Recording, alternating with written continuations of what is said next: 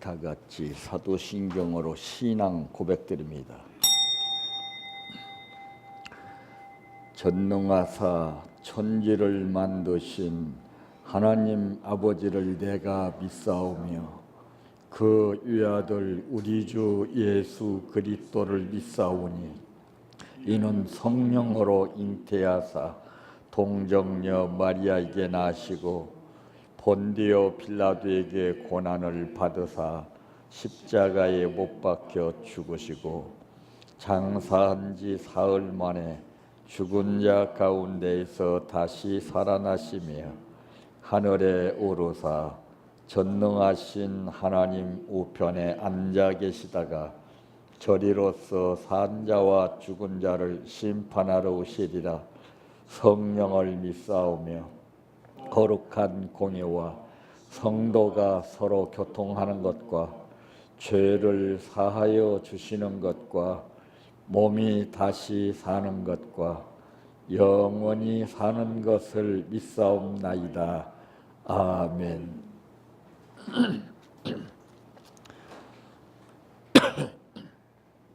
성경 말씀 마가복음 6장 14절에서 29절 말씀까지입니다.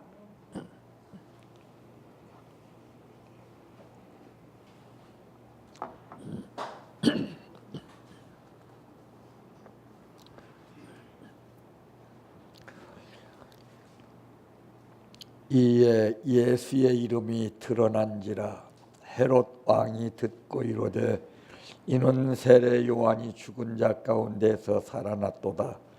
그러므로 이런 능력이 그 속에서 일어나느니라 하고 어떤 이는 그가 엘리야라 하고 또 어떤 이는 그가 선지자니 옛 선지자 중에 하나와 같다 하되 헤롯은 듣고 이르되 내가 목벤 요한 그가 살아났다 하더라. 전에 헤롯이 자기가 동생 빌립의 아내 헤로디아에게 장가든 고로 이 여자를 위하여 사람을 보내어 요한을 잡아오게 가두었으니 이는 요한이 헤롯에게 말하되 동생의 아내를 취한 것이 옳지 않다 하였음이라. 헤로디아가 요한을 원수로 여겨 죽이고자 하였으되 하지 못한 것은 헤롯이 요한을 의롭고 거룩한 사람으로 알고 두려워하여 보호하며 또 그의 말을 들을 때에 크게 번민을 하면서도 달갑게 들음이러라. 마침 기회가 좋은 날이 왔으니 곧 헤롯이 자기 생일에 대신들과 천부장들과 갈릴리의 귀인들로 더불어 잔치할세. 헤로디아의 딸이 친히 들어와 춤을 추어 헤롯과 그와 함께 앉은 자들을 기쁘게 한지라. 왕이 그 소녀에게 이르되 무엇이든지 내가 원하는 것을 내게 구하라 내가 주리라 하고 또 맹세하기를 무엇이든지 내가 내게 구하면 내 나라의 절반이라도 주리라 하거늘 그가 나가서 그 어머니에게 말하되 내가 무엇을 구하리까? 그 어머니가 이르되 세례 요한의 머리를 구하라 하니 그가 곧 왕에게 급히 들어가 구하여 이르되 세례 요한의 머리를 소반에 얹어 곧 내게 주기를 원하옵나이다 하니 왕이 심히 근심하나 자기가 맹세한 것과 그 앉은 자들로 인하여 그를 거절할 수 없는지라. 왕이 곧 시병 하나를 보내어 요한의 머리를 가져오라 명하니 그 사람이 나가 옥에서 요한을 목베어 그 머리를 소반에 얹어다가 소녀에게 주니 소녀가 이것을 그 어머니에게 주니라. 요한의 제자들이 듣고 와서 시체를 가져다가 장사하니라. 아멘. 찬양하라 내 영혼아 찬양하라 내 영혼아 내 속에 것들아 다 찬양하라.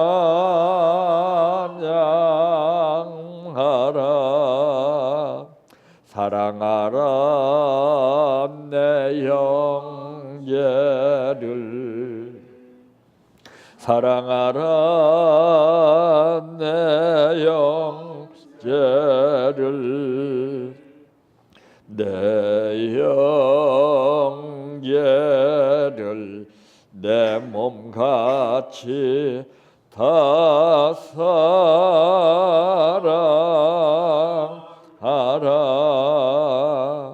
감사하라 내 영혼아, 감사하라 내 영혼아. 내 속에 있는 것들아 다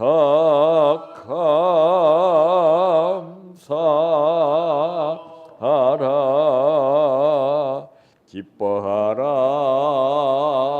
내 영혼아,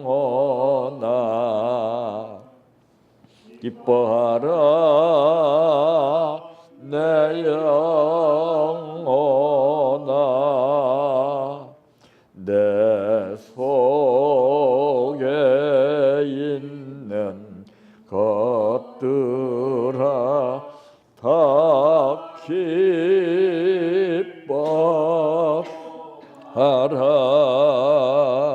할렐루야,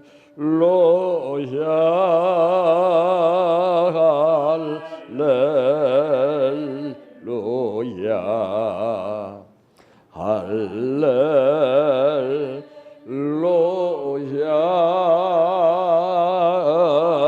아멘. 할렐루야,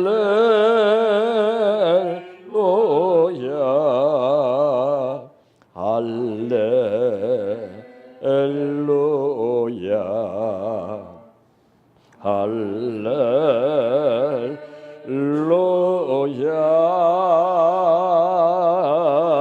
아멘. 믿습니다,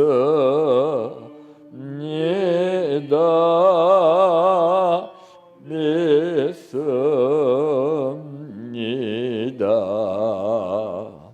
믿습니다.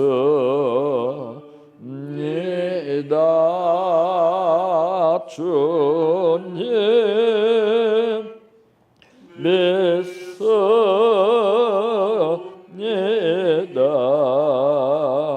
믿습니다,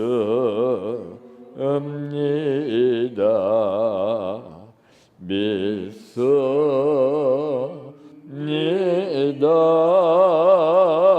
주님 아시지요,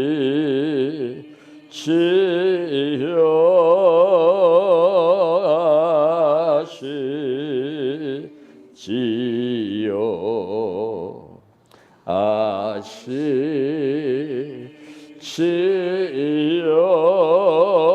주님 아시지요,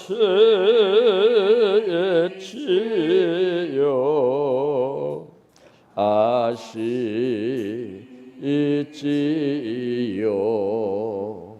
아시지요.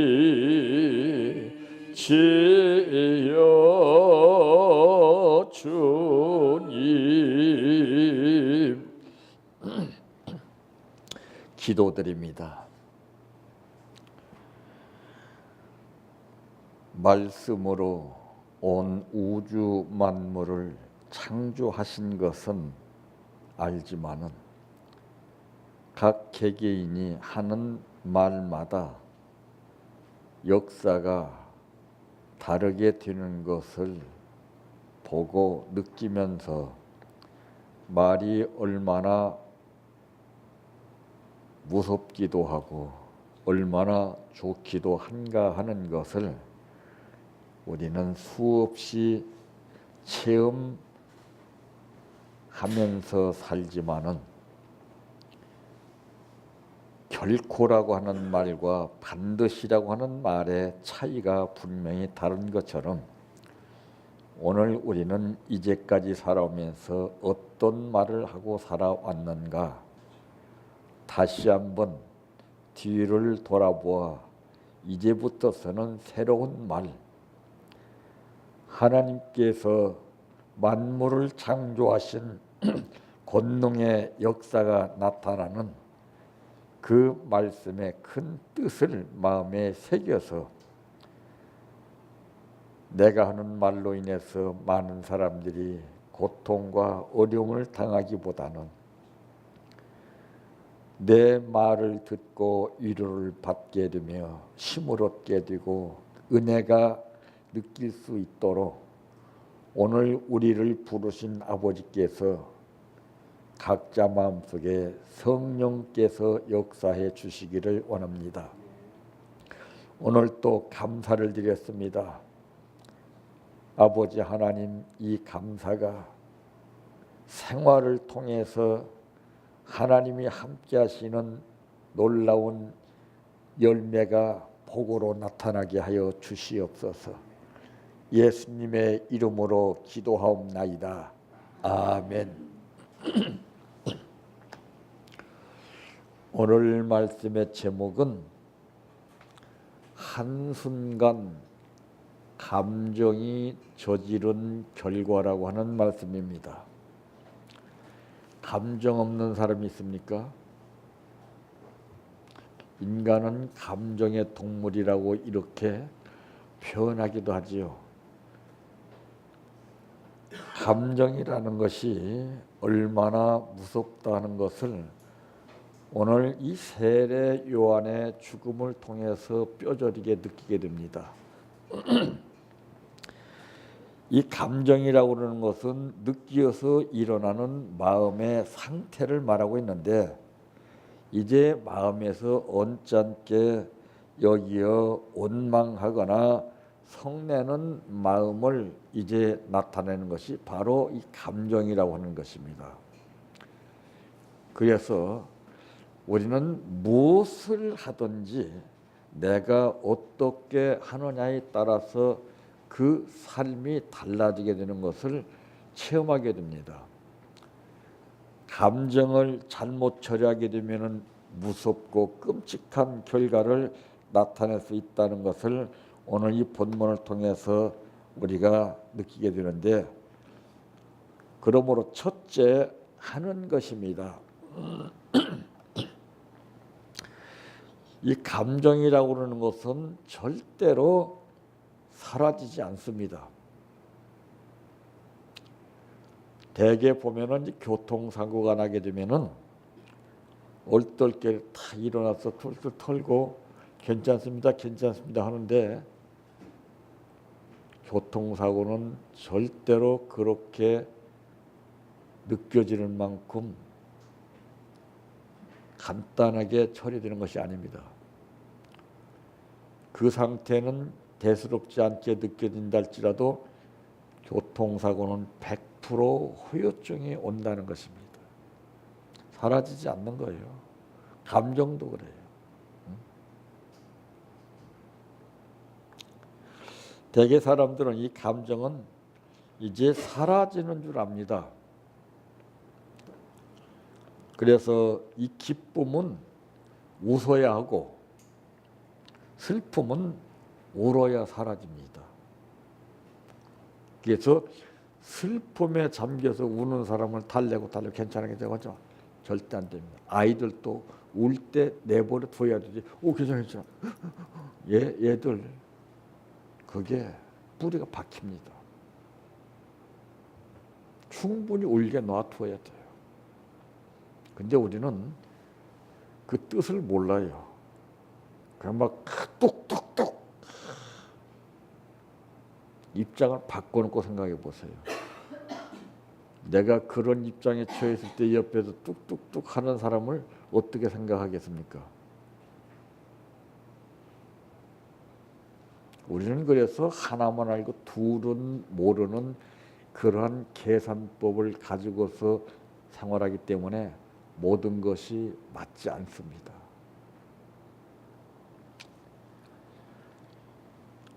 이 감정이라고 그러는 것은 또한 절제하는 것이 아닙니다. 여기 오늘 본문에 보게 되니까 이 감정의 실수를 보게 되면은 22절에 보면 헤로디아의 딸이 친히 들어와 춤을 추어 헤롯과 그와 함께 앉은 자들이 기쁘게 한지라. 왕이 그 소녀에게 이르되 무엇이든지 내가 원하는 것을 내게 구하라, 내가 주리라 하고. 참 이 감정의 실수는 바로 여기서 볼 수가 있는데 흥분이 되었습니다. 우리도 예의가 아니죠. 어떤 상황이 조금 다르다 보면 우리는 이 감정에 잡혀서 흥분으로 전락할 때가 많습니다. 그래? 내가 해줄게. 제일 위험한 거예요. 그래서 이 감정이라고 하는 것은 내가 꾹꾹 누르고 절제시킨다고 해서 사라지는 것이 아니라 감정 표현을 제대로 할 줄 알아야 됩니다. 감정이라는 것이 100% 나쁜 건 절대 아닙니다. 농도에 따라서 감정이 달라지게 되는 것입니다. 노래에도 감정이 들어가는 노래가 다른 겁니다. 감정이 빠진 노래는 듣는 사람들에게 큰 영향을 끼칠 수가 없습니다. 조미료 같은 것이 바로 이 감정이라고 하는 것입니다. 조미료라고 해서 무조건 많이 집어넣는다고 맛이 나는 것이 아니라 적당하게 조미료를 넣게 되면은 맛이 다르게 되고, 너무 과하게 조미료를 많이 사용하게 되면은 음식 맛을 잃어버리고 그 음식을 맛보는 사람 입에서 언짢은 말이 나옵니다. 이걸 찌개라고 끓였냐?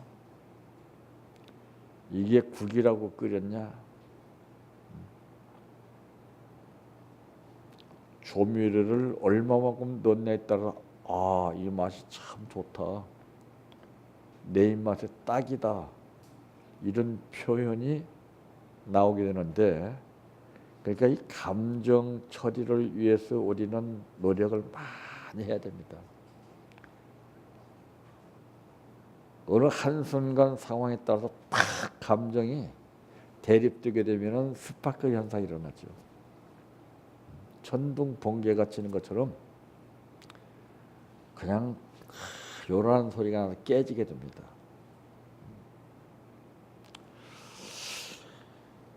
그래서 이 올바른 방법으로 표현해야 하는 것입니다. 그래서 기도원 같은 데서 보게 되면은 이 감정에 사로잡혀서 어떻게 하지 못하는 가운데 어려움을 당하다가 온 성도들이 잣나무밭에 가서 주야 부르짖게 되는 것을 봅니다. 이 감정이 불꽃이 어느 사람한테 튀기느냐에 따라서 그 피해는 걷잡을 수 없이 일어나게 되는 겁니다.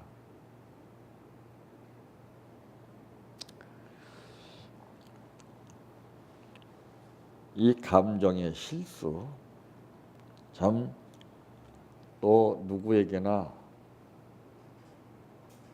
오게 되는 이 흥분이라고 하는 것은 무서운 겁니다.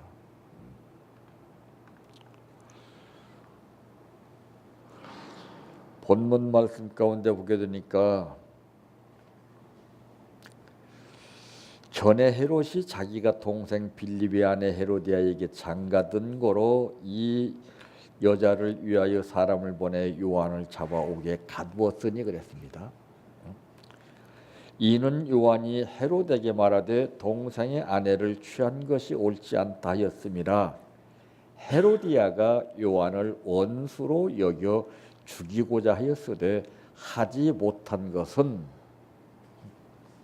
헤롯이 요한을 의롭고 거룩한 사람으로 알고 두려워하여 보호하며 또 그의 말을 들을 때에 크게 번민을 하면서도 달갑게 들으미러라. 마침 기회가 좋은 날이 왔으니, 여러분 기회라고 하는 것은 다 좋은 게 아닙니다. 가룟 유다에게도 기회가 왔어요. 그러죠? 어떤 기회입니까? 예수를 은30에 팔아 넘길 기회가 왔습니다. 기회는 내가 어떻게 만드냐에 따라 달라집니다. 그래서 우리 신앙은 전화위복의 신앙이라는 것을 잊지 말아야 됩니다. 화가 오게 되면, 내가 화를 입게 되면 그것이 폭탄 터지는 것처럼 많은 사람들에게 피해와 고통을 주게 되지만은, 그것을 내가 안고서 좋은 방법으로 처리를 한다면은 엄청난 효과를 발휘할 수가 있습니다. 그래서 이 방법이라고 하는 것이 다 달라요. 방법.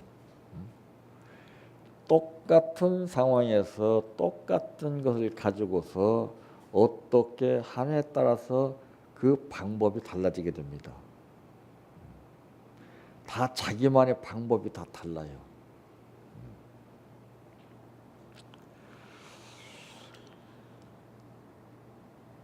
참, 이 사람이 가장 힘들고 어려운 때가 언제냐 하면은 이 감정에 잡혔을 때가 제일 힘들어요. 그때는 사랑하는 사람이고 뭐고 없어요. 하나님이고 나발이고 없습니다, 여러분들. 감정은 정신을 차리지 못하게 만드는 겁니다. 감정은 내 정신 상태를 혼란하게 만드는 겁니다. 내 마음 상태에, 마음 속에 분노를 일으키게 하는 것이 감정입니다.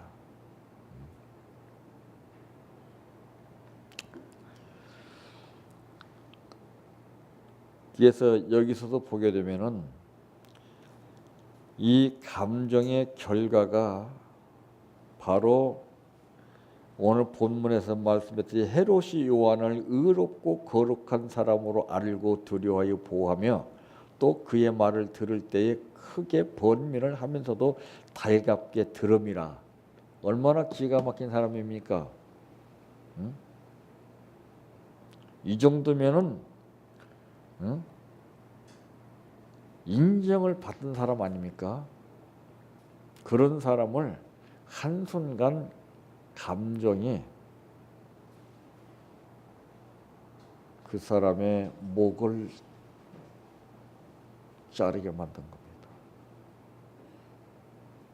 이건 현실적으로 나타나는 목을 자르는 것이고, 감정을 가지고서 내가 어떤 말을 하냐에 따라서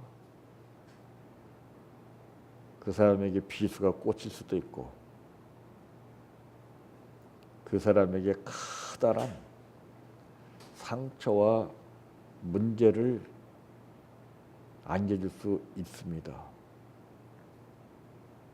이제 우리는 감정 처리를 어떻게 해야 할 것인가를 연구해야 됩니다. 그래서 이제 폭탄 같은 것이나 폭발물 같은 것이 발견되게 되면은 아무나 거기에 접근하지 못하게 합니다. 그걸 처리하는 처리반이 와서 처리하게끔 됐어요. 감정도 마찬가지예요. 다 감정이라는 것을 자기가 처리해 버립니다. 큰일 나죠. 그 살상 능력이 엄청난 그 폭풍물을 가지고서 알지도 못하고 투덜거리다가 얼마나 큰 피해를 많이 봅니까, 사람들이.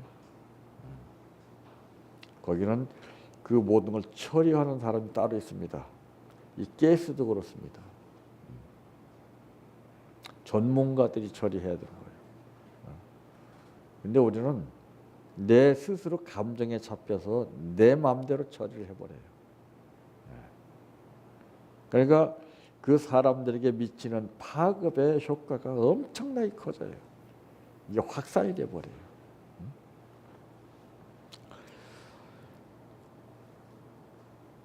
그래서 이 올바른 방법으로 표현해야 하는 것입니다. 두 번째로는 친할 수 없는 것입니다. 이 부정적인 감정이라고 해서 무조건적으로 억누른다고 하면은 절대로 안 되는 것이죠. 이 강권이라고 그러는 것은 두 가지 역사가 있죠. 꼼짝 못하게 하는 것이고, 성령께서 강권적인 역사는 다른 겁니다.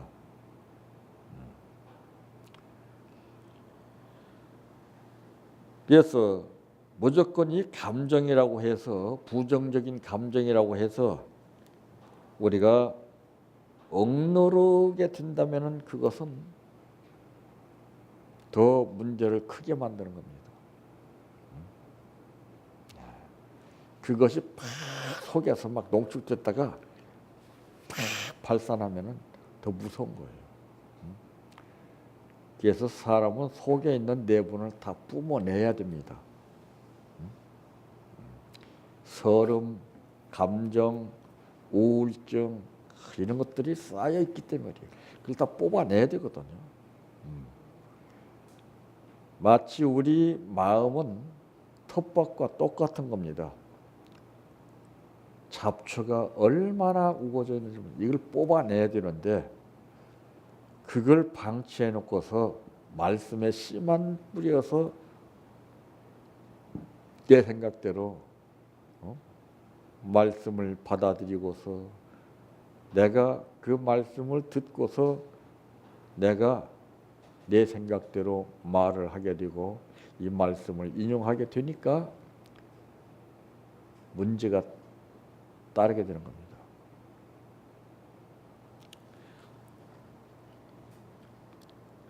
자, 왜 억누르게 되면은 안 되느냐? 그렇게 되면은 도리어 부정적인 감정이 증폭될 뿐만 아니라 한순간에 뻥 하고 폭발해 버립니다. 그게 무서운 거죠.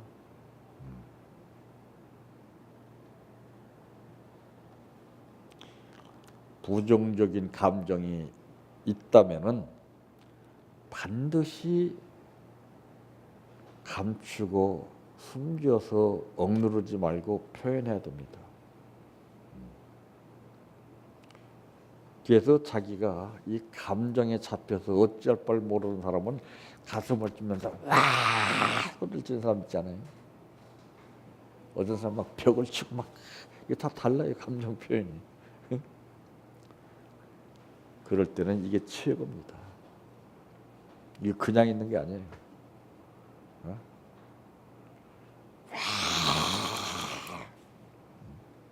전문가들처럼 치라고 했다는 게 아니에요.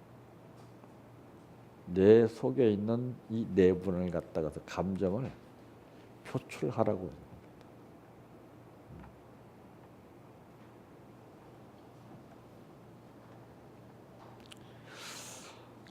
이 마음의 섭섭함이라는 것은 누구에게나 다 있습니다. 또 응어리 같은 것도 다 있어요. 없는 척하고 사는 것뿐이죠. 그게 속이는 거예요. 교묘합니다. 바로 이 마음의 섭섭함과 이 응어리를 두고 다른 사람과 오래 친할 수는 없는 것입니다. 이런 사람들은 친구의 관계가 다 깨져버려요. 그래서 내 마음속에 무엇이 들어있느냐에 따라서 말이 달라지게 됩니다. 표현도 달라지게 됩니다. 내 마음이 불안하게 되면은 노래도 제대로 안 나옵니다.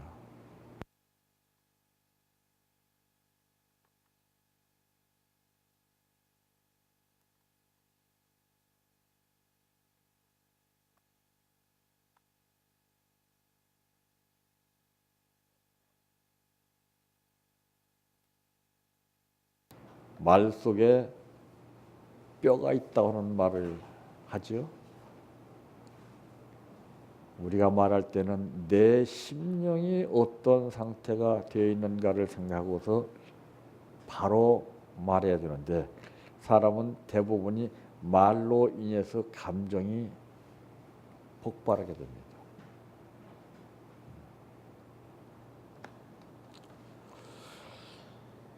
여기 보게 되면은 생각의 실수가 나왔죠.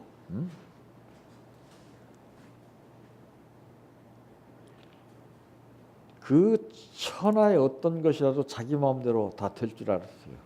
예? 생각 함부로 하는 거 아닙니다. 쓸데없는 생각. 그 좋은 생각들이 많이 있는데 왜 하필이면 쓸데없는 생각, 안 좋은 생각을 합니까?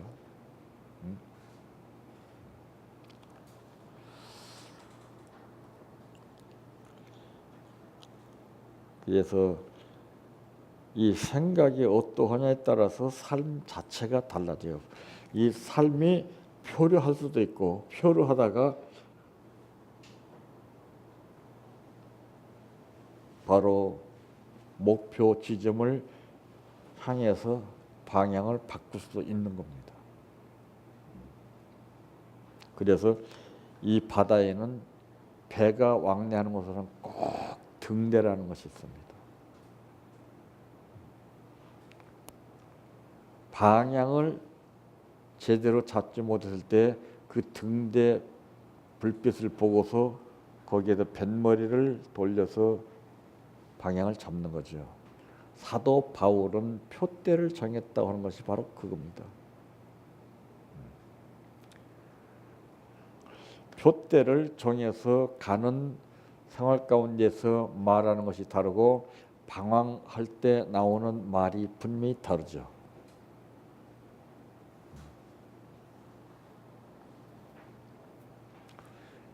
그러므로 세 번째, 쏟아내야 하는 것입니다. 자신의 불편한 마음을 그대로 갖고 있다면 그것은 분명히 뿌리가 깊이 박혀집니다. 불편한 마음을 표현해야 됩니다.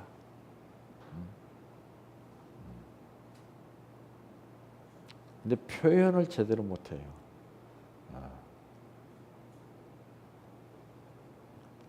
표현하는 것도 보면 저 사람이 얼마만큼 감정을 가지고 있는가 하는 것이 그대로 나오죠. 감정 속에서 하는 말이 다르고 안정된 마음 속에서 하는 말이 분명히 다른 겁니다.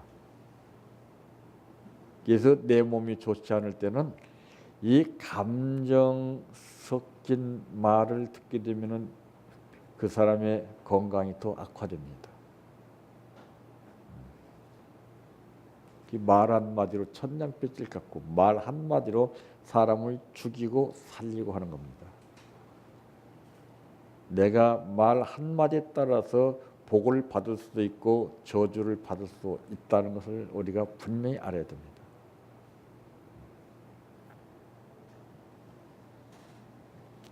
누군가를 괴롭히기 위해서가 아니라 누군가와 오래도록 함께하기 위해서 표현하는 겁니다. 이 표현도 방법이 다르죠. 표현 잘못했다가는 더 문제를 더 일으킵니다. 그러니까 서로 괴롭히기 위해서 따지기 위해서 표현하는 것이 아니라 지금 현 시점에서 관계가 잘못되어 있는 너와 내가 오래도록 관계를 유지하기 위해서 표현하는 겁니다.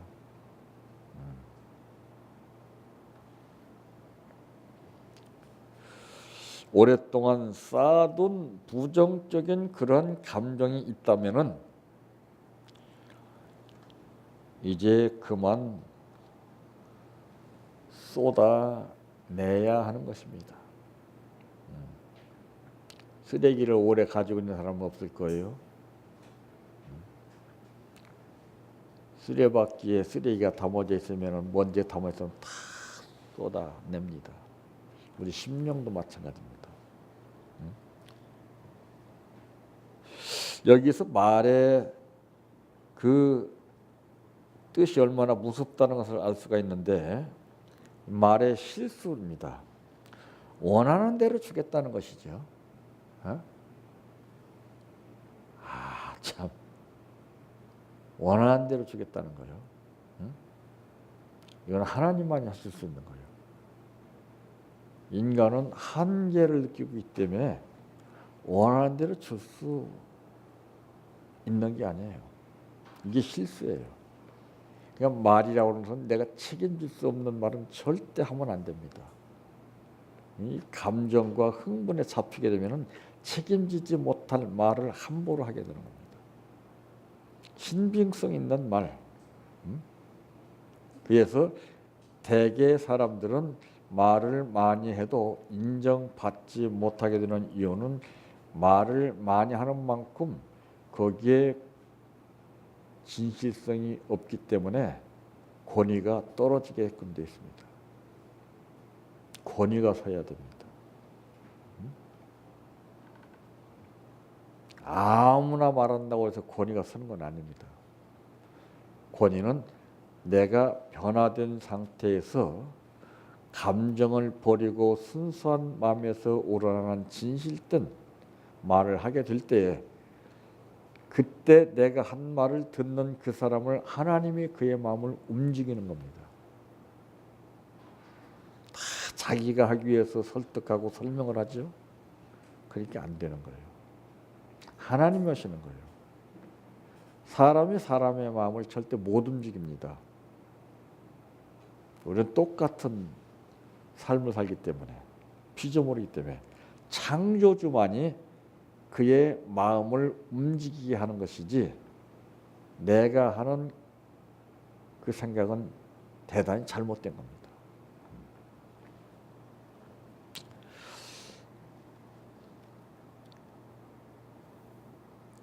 이 23절에 보니까 23절에 또 맹세하기를, 이 또라고 하는 말이 나오죠. 책임지지 못할 말을 또 했으면 또 맹세하기를 무엇이든지 내가 내게 구하면 내 나라의 절반이라도 주리라 하거늘. 부부간에도 이와 같은 말을 할 때가 많이 있습니다. 책임지지 못할 말, 내가 하늘의 별이라도 따서 주겠다고. 참 그걸 말이라고 합니까? 또 그 말 듣고 좋아한다 또. 그러니까 끼리끼리 만나는 거예요. 끼리끼리.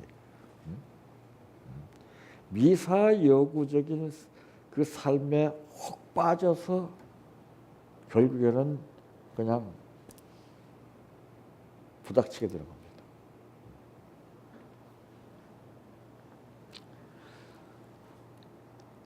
그가 나가서 그 어머니에게 말하되 내가 무엇을 구하리까? 그 어머니가 이르되 세례 요한의 머리를 구하라 하니, 자, 참 그가 곧 왕에게 급히 들어가 구하여 이르되 세례 요한의 머리를 소반에 얹어 곧 내게 주기를 원하옵나이다 하니 왕이 심히 근심하라 했습니다. 자기가 맹세한 것과 그 앉은 자들로 인하여 그를 거절할 수 없는 말 때문에 그러는 거예요. 그런 말만 안 했더라도 왕은 근심하지 않았을 것입니다. 우리도 그렇습니다. 내가 한 말에 대해서 근심하게 되는 경우가 얼마나 많은지 모릅니다. 우리는 그것을 무심코 지나쳐버리니까 그렇지, 기억하지 못하니까 그렇지. 그래서 말은 정말 삼가 조심해서 해야 됩니다. 말 때문에 모든 것이 깨지게 되고 말 때문에 모든 것이 잘못되는 겁니다. 말로 성사가 되는 것이 있고 말로 성사됐던 것일지라도 한순간이 무너지게 되는 겁니다.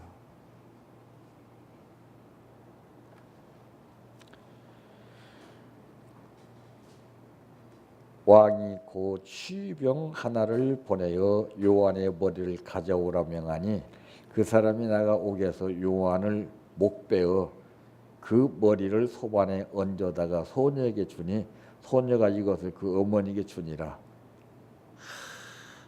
참, 이 한순간 감정이 저지른 결과가 얼마나 끔찍하고 무섭습니까? 우리는 다른 것과 싸우지 말고 내 자신의 감정과 싸워야 됩니다.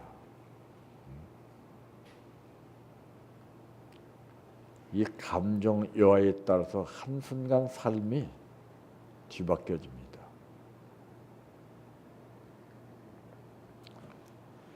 요한의 제자들이 들고 와서 시체를 가져다가 장사하니라. 끔찍하잖아요.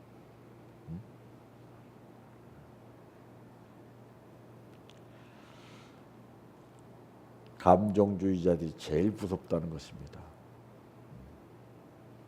자기가 아니면 절대로 안 받아들이고 자기가 좋으면 다 받아들이고 이게 불법을 행하는 사람이에요. 예? 제대로 행하지 아니하고 자기 감정주의대로 처리하는 사람이 이게 불법을 행하는 사람입니다. 뭐 법을 어긴 것이 아니에요. 그래서 우리는 이 감정이 때로는 나를 비겁하게 만들 때도 있고 나를 교만하게 만들 때도 있고 수없이 우리의 삶을 흔들어 놓을 때가 얼마나 많은지 모릅니다.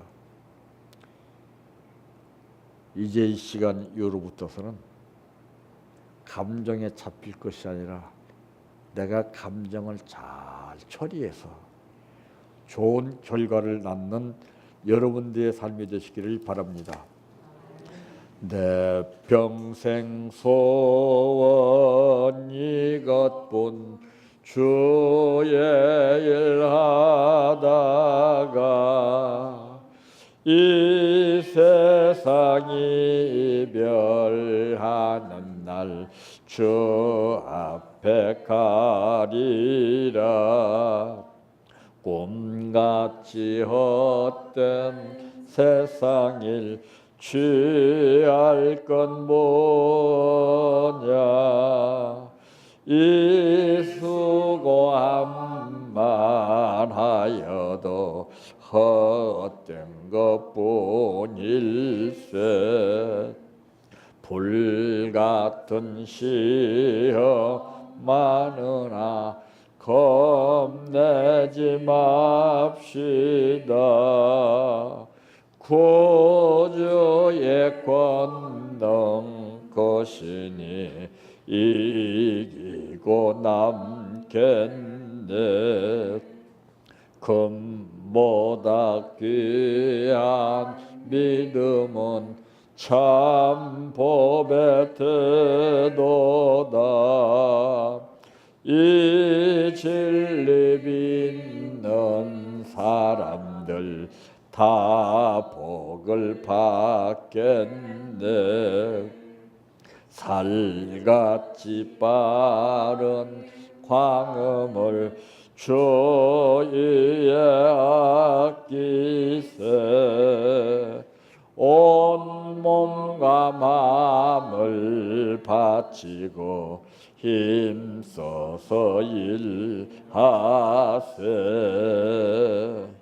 주기도로 마칩니다. 하늘에 계신 우리 아버지여, 이름이 거룩히 여김을 받으시오며 나라의 임하옵시며 뜻이 하늘에서 이루어진 것 같이 땅에서도 이루어지이다.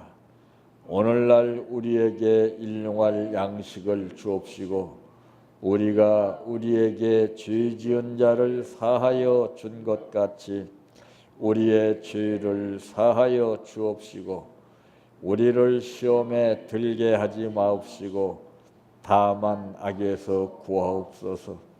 대개 나라와 권세와 영광이 아버지께 영원히 있사옵나이다. 아멘.